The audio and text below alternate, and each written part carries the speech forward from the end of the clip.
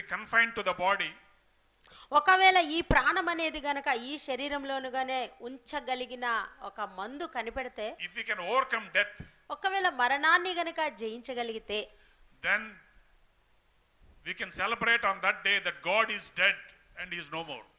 ఒకవేళ అలాంటి ఒక మాత్ర కనుక్కుంటే ఆ రోజు వాళ్ళు పండగ చేసుకోవచ్చు. దేవుడు లేడు, ఆయన ఏదో మరణించాడేమో అని ఆ రోజు వాళ్ళు పండగ చేసుకోవచ్చు. So mankind who is advancing technologically day by day, they are confident that one day they will find a miracle drug that can have nothing to do with God.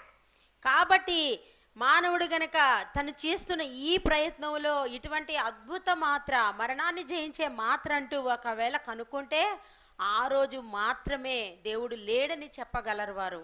But my friends, whether anybody believes it or not, అయితే నా ప్రియమైన వారలారా, ఎవరు నమ్మినా నమ్మకపోయినా, and whatever opinions these scientists may have concerning the scriptures of the return of Christ, ఈ మహాశాస్త్రవేత్తలు అన్నవారు ఏమనుకున్నా ప్రభు రాకడ గురించి అవునన్నా కాదన్నా, but Jesus is going to come back to this modern world. He will intervene in the affairs of human beings. He has not given up on this world because he is the owner of this world. ప్రభు అయిన యేసుక్రీస్తు వారు ఈ భూమికి ఆయన అధిపతి, ఈ భూమిని సృష్టించినటువంటి సృష్టికర్త గనుక ఆయన ఈ భూమిని వదులుకోడు. ఈ భూ ప్రజలను సృష్టించిన సృష్టికర్త కనుక వారి మీద ఆయన ఆసక్తి కలిగి ఉన్నాడు, ప్రేమ కలిగి ఉన్నాడు గనుక ఆయన తప్పనిసరిగా తిరిగి వస్తాడు. తన ప్రజలైనటువంటి వారిని ఆయన తీసుకుని వెళతాడు. And that's why when he comes in the mid-air, the church which is ready will be caught up on that day. అందుచేతనే మధ్యాకాశానికి ఆయన వచ్చినప్పుడు తన యొక్క సంఘము తప్పనిసరిగా మధ్యాకాశానికి ఎత్తబడుతుంది. But there are people also who will be left behind. అయితే వెనుకకు విడవబడిన ప్రజలు కూడా ఉంటారు. Today there is a rat race around the world to just earn money and wealth, prosperity, entertainment, and that is all. ఈ రోజు ప్రజలను చూడండి, ప్రజల యొక్క హృదయాలలో ఒకటే తపన, ఎలకలు పరుగులెత్తున్నట్లుగా ప్రజలు పరుగులు పెడుతూ ఉన్నారు. దేనికోసం అంటే ఒకటే, ధన సంపాదన. ప్రపంచాన్ని అనుభవిద్దాం, ఎంతైనా ప్రపంచాన్ని అనుభవించాలి, ధనాన్ని సంపాదించాలి, భోగ భాగ్యాలతో వెలసిల్లాలి. ఇదే ఆశ, ఇదే కాంక్ష. You know, some 30-40 years back in India, there was only one breadwinner in a family and 10 people used to eat under his headship. ఒక 30-40 ఏళ్ల క్రితము ఒకే వ్యక్తి సంపాదన, కుటుంబం అంతా కూడా ఆ యొక్క ఆహారాన్ని మాత్రం తృప్తిగా భుజించేవారు. But thanks to globalization and this info revolution, IT revolution and all that, corporatization of industries and all that, today we have 4 or 5 members in every family working. And money is not a problem today. We have a lot of money, and our only goal used to be like the people of the world, to go after the world and to follow the world.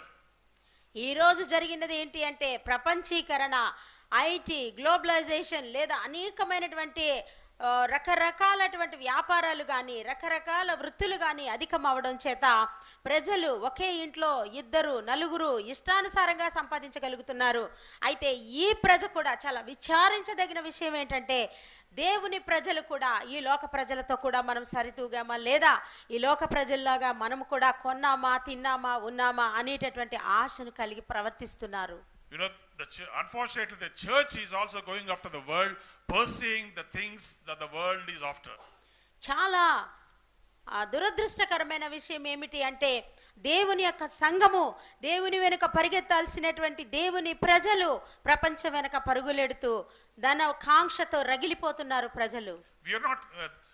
We are trying to catch up with the things of the world, but we are not trying to catch up with the church, with the work of God and the prophetic fulfillments. We are not catching up with all the advances that is being done even in the spiritual world. ఈ యొక్క ఆత్మీయ లోకంలో చూసినప్పుడు ఆత్మలు, దేవుని యొక్క ఆత్మ, దేవుడు ఎంతో తన ప్రాణమిచ్చి కొనుక్కున్న ఈ ఆత్మలు అనబడినటువంటి వారు కూడా లోకంతో సరితూగామా లేదా, లోకంతో సమానంగా ఎదిగామా లేదా అనేది సరిచూసుకుంటున్నారు. కానీ దేవుని రాకడ వస్తే ఎలాగూ, దేవునితో నేను సరితూగానా లేదా, దేవుని ఆత్మకు నేను సరిపోయానా లేదా అని ఆ పరుగు ఆగిపోతున్నారు. If you really believe that Jesus is coming back soon, ఒకవేళ ప్రభువైన యేసుక్రీస్తు వారు గనుక తిరిగి వస్తున్నారని నీవు నిజంగా నమ్మితే, and that too it could be in our lifetime, అది కూడా అది మన జీవిత కాలంలోనే జరుగుతుందని నువ్వు అనుకుంటే, and you know how will our life should be, ఆ యొక్క జీవితం ఏ రీతిగా ఉండాలండి, ఆ జీవించే విధానం ఎటువంటిదై what should ఉండాలి, be our priorities. మనకి ఇచ్చేటటువంటి దేనికి మనం ప్రాధాన్యత ఇస్తాము. Today most of the Christians they don't have time for prayer, they don't have time for the word of God. You know, it has reduced to a Sunday religion. We are not bothered about the things that are happening in the church in the rest of the days. ఇదిగో ఒక ఆదివారం మతం కనుక్కుంటున్నారు, ఒక ఆదివారం మాత్రము వస్తే చాలు, వెళ్ళిపోతే చాలు, ఆ యొక్క ప్రార్థన అవసరం లేదు, వాక్యం అవసరం లేదు, దేవునితో సహవాసం అవసరం లేదు, సంఘంలో ఏం జరుగుతుందో పట్టించుకోవాల్సిన పరిస్థితి అవసరం లేదు అనుకుంటున్నారు ప్రజలు. We are excited about the things that are happening outside the church, but we are not catching up with what is happening in the church. In the church also, God is doing great many things, and the prophecies concerning his return are being fulfilled. And if we can keep track of all these things, then life will be exciting. మనము సంఘములో గనక ఉన్నట్లయితే, ప్రభుతో కనుక సహవాసం దగ్గరగా మనం వెళ్తూ వస్తూ ఉన్నట్లయితే, ఆ యొక్క దేవుడు కూడా సంఘంలో ఎన్నో కార్యాలు చేస్తున్నాడండి.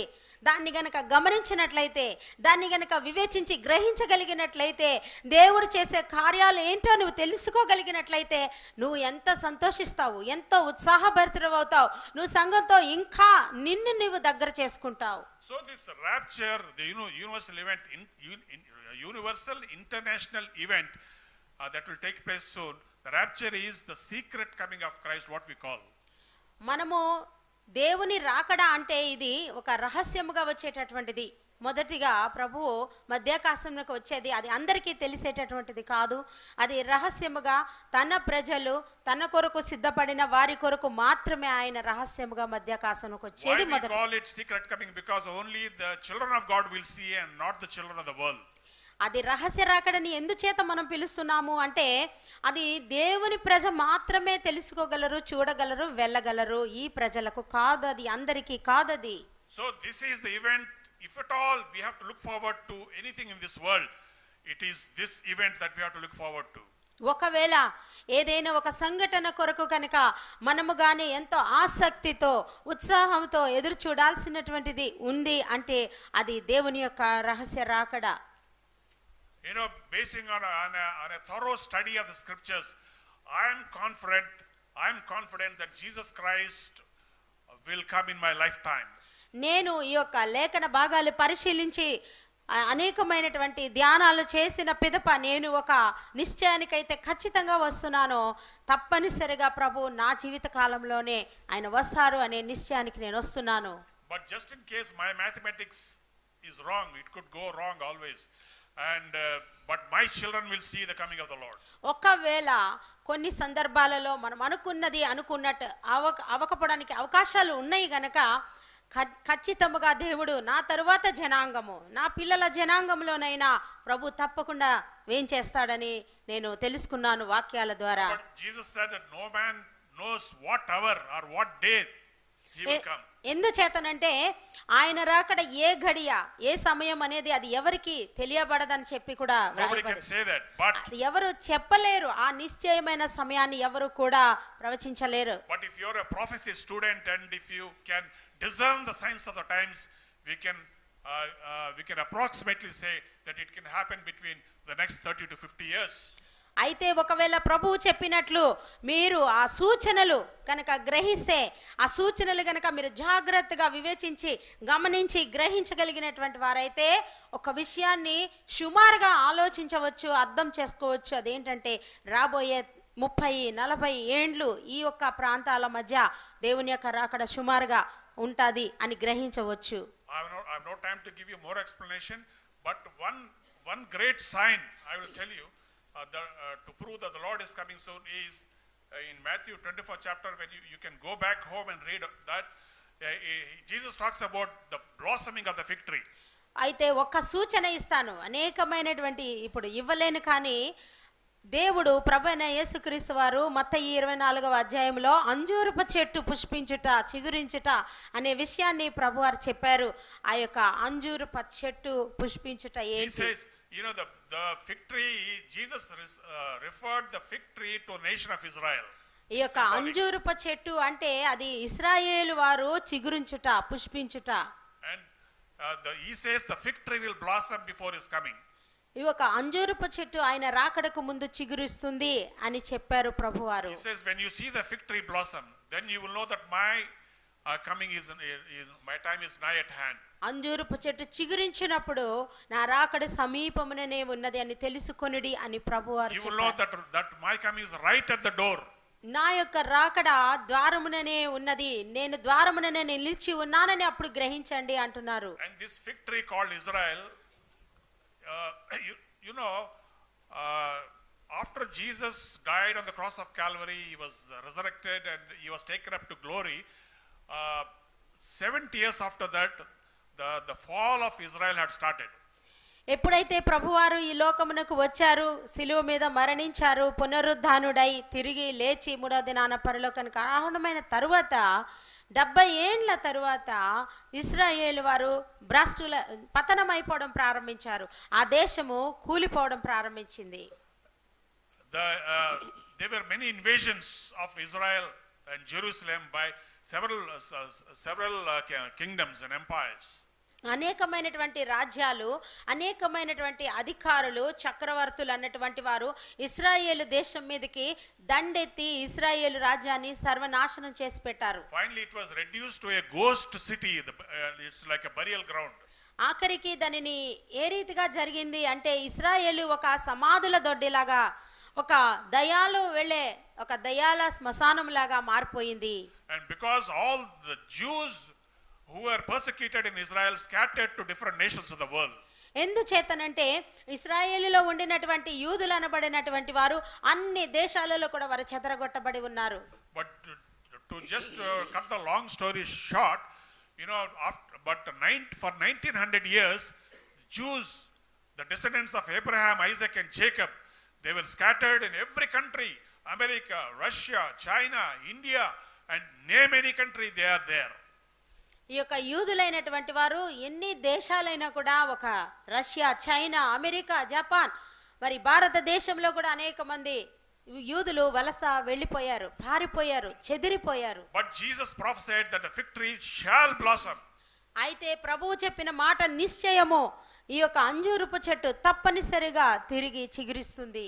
You know, the Jews lost hope of returning to the homeland because for more than 1900 years they had no country, they had no temple to worship, and they had nothing to hope for. 1900 ఏండ్లు వారికి ఒక రాజ్యం లేదు, వారికి ఒక ఇల్లు లేదు, వారికి ఒక దేవాలయం లేదు ఆరాధించటానికి. వారు ఎక్కడ ఉండాలో, ఎక్కడికి పోవాలో తెలియని స్థితిలో ప్రతి దేశంలోనికి చెదరగొట్టబడ్డారు. 1900 ఏండ్లు చెదిరిపోయారు. So they almost forgot about their homeland. కాబట్టి వారు తమ స్వదేశము, తమ స్వరాజ్యం అనే దానికి వారు మర్చిపోయారు. But in the middle of 1800, beginning 1850 onwards, అయితే 1800 సంవత్సరములలో మధ్యలో చూసినట్లయితే ఆ సంవత్సరం మధ్యలో God, Lord Jehovah kindled a new hope among the Jews scattered around the world, and they started coming out and demanding the restoration of Israel, and they started the world Zionist movement.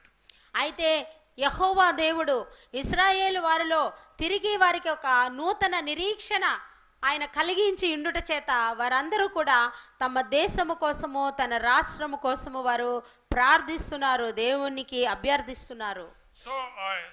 So in 1948 May 16, కాబట్టి 1948వ సంవత్సరము మే 16వ తారీఖులో on that day the nation of Israel was announced by the United Nations. I think that time it is called the League of Nations.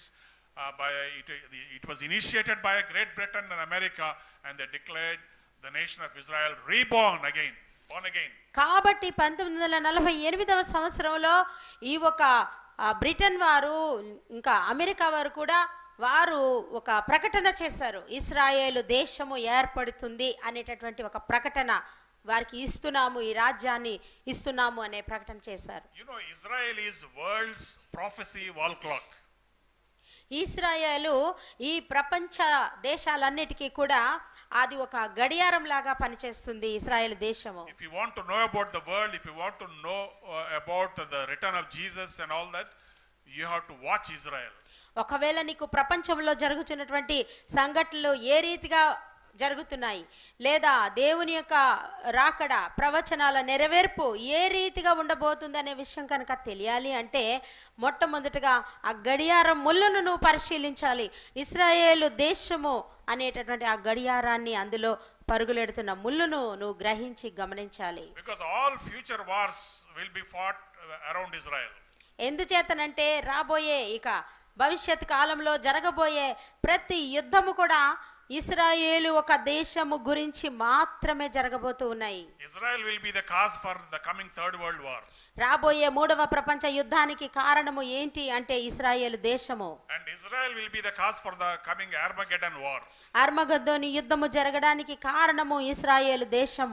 And so Israel is a symbol of the signs of the times for the coming of the Lord. కాబట్టి ఇశ్రాయేలు దేవుని యొక్క రాకడ సూచనకు గుర్తుగా ఒక గడియారం ముల్లుగా ఇశ్రాయేలు ఉండి ఉన్నది. You know, he say when you see the victory blossom, that you know that my coming is nigh at the door. This generation shall not pass until all these things be fulfilled. ఇదిగో మీరు అంజూరపు చెట్టు చిగురించినప్పుడు నేను ద్వారము వద్దనే ఉన్నానని తెలుసుకొనుడి, ఈ గురుతులు సంభవించే వరకు నా రాకడ రాదు అని చెప్తున్నారు ప్రభు. You know, the generation that saw the birth of Israel is likely to see even the coming of the Lord. ఏ తరము వారైతే ప్రభు చెప్పిన మాట ఏంటంటే అక్కడ ఈ తరము గతించదు అనే మాటలో ఏ తరము వారైతే ఇశ్రాయేలు దేశముగా ఏర్పడి మరలా వారందరూ సమకూడి ఇశ్రాయేలు దేశము ఏర్పాటు చేయబడటాన్ని చూస్తారో ఆ తరము వారు నా రాకడ కూడా చూస్తారు అంటున్నారు. See, in prophecy arithmetics there could be many human errors, but the fact is Israel is there to warn people that Jesus coming is imminent. ఒకవేళ ఒక ప్రవచనాల నెరవేర్పు అనే విషయంను లెక్క కట్టడంలో మానవ తప్పిదాలు కానీ పొరపాట్లు ఏమైనా అటు ఇటు చిన్నగా ఉండొచ్చు ఏమో, కానీ ఇశ్రాయేలు అనేటటువంటి ఈ ఒక అంజూరపు చెట్టు చిగురించటానికి ప్రభువైన యేసుక్రీస్తు రాకడకు మాత్రము చాలా చాలా దగ్గర సంబంధం అయితే తప్పక ఉంది. So this is one major sign, you have to keep it in mind. నీ యొక్క మనసులో నువ్వు పెట్టుకోవలసినటువంటి ఒక గొప్ప సూచన, ప్రధానమైన ఒక సూచన. Every one of you must pray for Israel. ప్రతి ఒక్కరు కూడా మనలో ఇశ్రాయేలు కొరకు మనం ప్రార్థన చేయాలి. Because all our destinies are linked with Israel. ఎందుచేతనంటే మన గమ్యమంతా కూడా ఇశ్రాయేలు వారితో కూడా ముడిపడి ఉందని గ్రహించాలి. And so this is what I wanted to tell you about the things about the rapture and the related symbol Israel. కాబట్టి రహస్య రాకడ అనేటటువంటి ఈ సంఘం ఎత్తబడేటటువంటి అంశము, ప్రభు తిరిగి వచ్చుట, సంఘం ఎత్తబడుట అనే ఈ విషయాల గురించి ఈ విషయం మీతో పంచుకుంటున్నాను. Second thing is 7-year tribulation. రెండవదిగా 7 ఏండ్ల మహాశ్రమ. It is the reign of Antichrist. అది సాతాను యొక్క పరిపాలన. And you will find these things in Revelation chapter 13. ప్రకటన గ్రంథము 13 మీరు రాసుకోండి. మీరు Revelation chapter 13 4 to 6, 15 to 18. ప్రకటన గ్రంథము 13, Revelation 13 4 to 6 verses. ప్రకటన గ్రంథము 13 4 నుండి 6 వచనాలు. Again 15 to 18 verses. మరలా 15 నుంచి 18 వచనాలు. Then in Matthew 24th chapter. మత్తయి 24వ అధ్యాయము 21 to 22 verses. 21 22 వచనాలు. These are some of the verses. Also Revelation 3:10.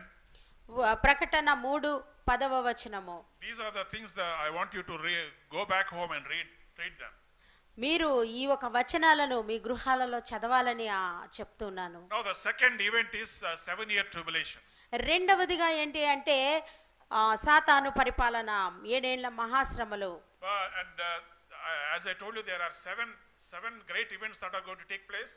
ఆ యొక్క 7 సంఘటనలు జరుగుతాయి అని చెప్పిన తర్వాత I will give you some explanation about second symbol, that sign, that is 7-year tribulation, Antichrist reign and all that. ఆ రెండవ సంఘటనగా మహాశ్రమల గురించినటువంటి కొన్ని సూచనలు కూడా చెప్తాం. మీకు ప్రభు వస్తారు అనేటటువంటి మాట కూడా చెప్పి ఉన్నాను.